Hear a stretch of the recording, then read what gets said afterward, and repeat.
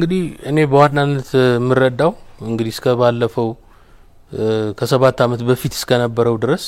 አክቲቭ ሞኝ ከተታተለው ስለነበረ በዛ መነጽር ነው ብዙውን ማየው ምንድነው የተጠየቁ ጥያቄዎች ነበሩ እንግዲህ አንተም ትዚል እንደሆነ ፋና ላይ መጨረሻ እንሟገት ነበር ስናነሳም አንዱ የነበረው ነገር የችግሮቹና እንደ ናዳ መውረድ ቀድሟል መፍትሄ ከሚሰጠው ፍጥነት በላይና በዛም የተነሳ ነው እንግዲህ ያ ለውጥ የመጣው ግን ምንድነው ለውጡ ሲመጣ ደግሞ ምንድነው የሚጠብቁት ነገር ይለያያል የተለያዩ ማህበረሰቦች በአብዛኛው ጣት በኩል በዚሁ ህብረ ብሔራዊ ፌደራሊዝም ውስጥ ሆኖ መብትን የማስጠበቅ ጉዳይ ነው ሌላው ደግሞ የህገ መንግስትኔንም አይወክለኝም እኔን አላካተተም እሱ ይቀየርና ሌላ ነገር ይመጣል የሚል አንቲሲፔሽን ነበረው እና ከዛ በኋላ ግን እነዚህ ነገሮች በጠረጴዛ ዙሪያ ደግሞ ዲል ለማድረግ እድሉም ሳይገኝ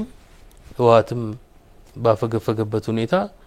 እንግዲህ ወደ ጦርነትና እንደዛ ወደ መጓተት ነው የገባው እንግዲህ ያንን ምረዳው ምንድነው በአብዛኛው ወጣት የህብረተሰብ ክፍል ብዙ ነው ከኢትዮጵያ ከ40 እስከ 50% ይሆናል ከዛም በላይ እና ያ ደግሞ ቶሎ እንዲፈጸም የሚፈልገው ፍላጎት ያለው ነው ነገሮች በፍጥነት መሄድ መቻል አለባቸው እነዛን ጊዜ የማይሰጡ ጉዳዮችንም መልስ ሲሰጥ በየተንገዋለሉ የመጡ ጉዳዮች አሉ በጦርነትም ተጠምደን ነበር ምናቀው እና ከነዚህ ሁኔታዎች አኳያ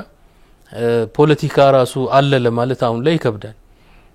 የስቴቱን ወይም የሀገረ መንግስቱን ህልውና የማስጠበቅ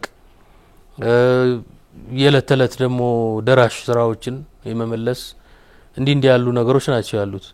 ግን ትልቁ ለውጥ በየመወስደው በተለይ በገዢው ፓርቲ በኩል የዚህ ወደ ጥግ ተገፍቶ የነበረውን አሰባሳቢ ህብረ ብሔራዊና ኢትዮጵያዊ የሚባለውን ጽንሰ ሐሳብ ወደ ማዕከል ማምጣቱ ትልቅ አቺቭመንት ነው በዛ የተነሳ ደግሞ እንግዲህ ተቃዋሚዎች እንታወቅበት እንለይበት ይሉት የነበረው ኢትዮጵያዊነት ከጃቸው ተነጥቆ ወደ ገዢው ፓርቲ ገብቷልና ትንሽ እንትን የማጣት ጉዳይ አለ ዲስኦሪየንትድ የመሆን በምን መልኩ ነው አሁን ፖለቲካችንን መቀጠል ያለብን የሚለው ላይ ክሊር ነገር ያለ አይመስለኝም አንዳንዱ ክሪቲካሊ ድጋፍም እየሰጠን ያሉትን ደግሞ ክፍተቶችና መላክታለን ያሉ ግን ድጋፍ መስጠት ላይ ብቻ የቀሩ አሉ በሌላ በኩል ደግሞ ሁሉ ነገር እንዳልተሰራ እንደማይረባ እና እኛ ብቻ ካልሰራ ነው ሌላው ቢሰራው ዋጋ የለውም አይነትም ይታያል እና ብቻ ኦፖዚሽኑ ያው ዲስኦሪየንትድ ሆኗል አጀንዳ የሚቀርጽ አርቲኩሌት የሚያረግም ደህና የፖለቲካ ሐሳቢም ያጣ ካምፕ ሆኗል ስለዚህ ዲጀነሬት አድርጓል በተለይ አሁን ወጣቶች በየቦታው ላይ ምንድነው በስልጣን የመካፈል ህልምም ያላቸው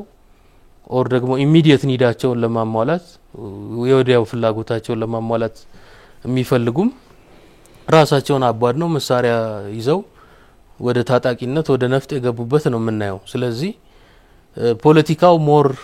ቀርቶ ወደ ቤታንቶ ነው ግብግብ ወታደራዊ ግብግብ ነው የሚታየው እንደሱም እንዳትለው ፉል ፍሌጅድ የሆነ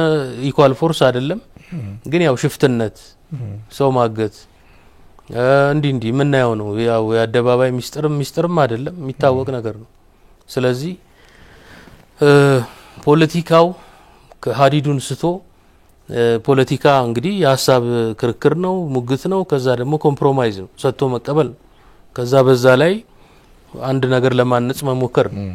ያ አይደለም አሁን የሚታየው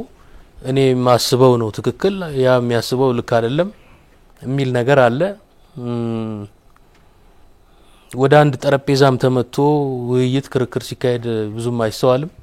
ሁሉም ልክ ይሄ እንደ ሶሻል ሚዲያው ኤኮ ቻምበር እንደሚሉት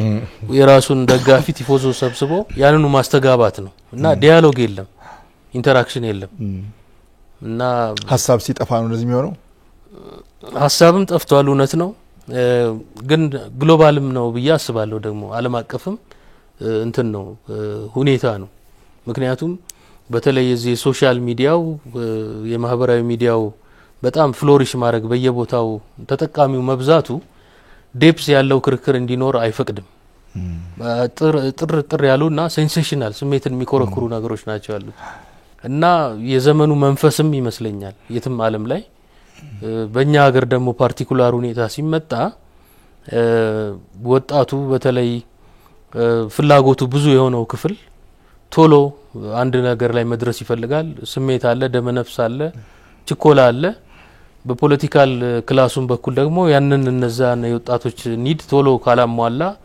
ችግር እንደሚገጥመን ይገባቸዋል። ስለዚህ እሱን ወደ መመለስ አይነት ነው ይሄ መሰረታዊ ቤት በለው ወይ ስራ በለው ወይ እንዲ ነገሮች እና ከዛ አኳያ አይዲዮሎጂካል ፍሬም እና ኮምፓስ የጠፋ ይመስላል።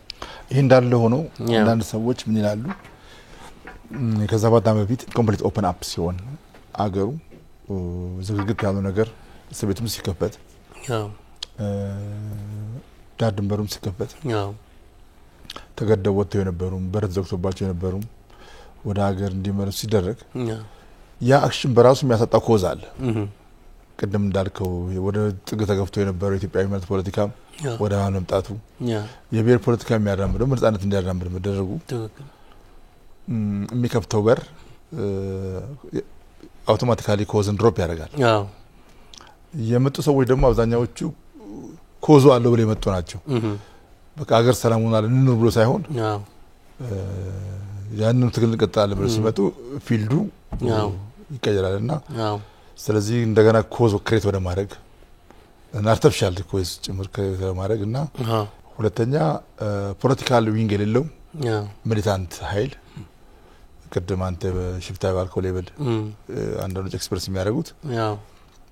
የፖለቲካል ላንድስኬፕ በዚህ የተሞላው ፖለቲከኞች ኬዝ ኦሪየንትድ ሆነው አክቹዋል ሪያሊቲውን ተገንዝበው